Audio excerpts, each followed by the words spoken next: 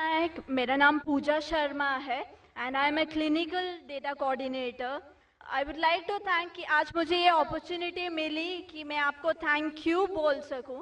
मैं आपको पिछले 1-1.5 सालों से फॉलो कर रही हूँ और मेरे अंदर जो मुस्लिम और इस्लाम के लिए कुछ गलत फहमियाँ थी शायद वो क्लियर हो गई हैं.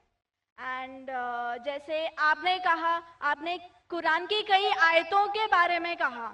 मैं सोचती हूँ कि गीता हो, कुरान हो, बाइबल हो, कोई भी हो, सब में एक ही बात कॉमन लिखी है कि आप अपने फर्ज करते जाओ, झूठ मत बोलो, किसी की अनजान हत्या मत करो.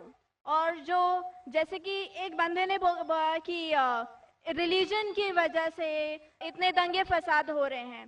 मुझे नहीं लगता कि इस वजह से, even I agree with you doctor Zakir Naik, because मैं जहाँ तक जानती हूँ, मैंने थोड़ा बहुत पढ़ा है, इस्लाम में नहीं लिखा जो हम बोलते हैं ना कि टेररिस्ट आधा से ज्यादा मुस्लिम होते हैं. नहीं, ऐसा नहीं है.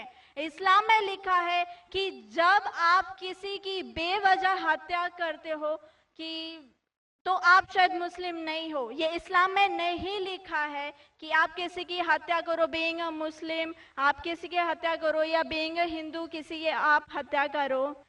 सो I would like to thank you doctor Zakir Naik की बहुत सारी कन्फ्यूजन्स थी जो काफ़ी दूर हो गई हैं. Thank you. जज़ाकल्लाह. बहन ने कहा कि वो तकरीबन 1.5 साल से मैं तकरीर सुन रही है और उन्हें यकीन हो गया है कि अल्हम्दुलिल्लाह इस्लाम एक सही मज़हब है और नफ़रत नहीं सिखाता, किसी का बिना वजह कत्ल नहीं करना सिखाता है.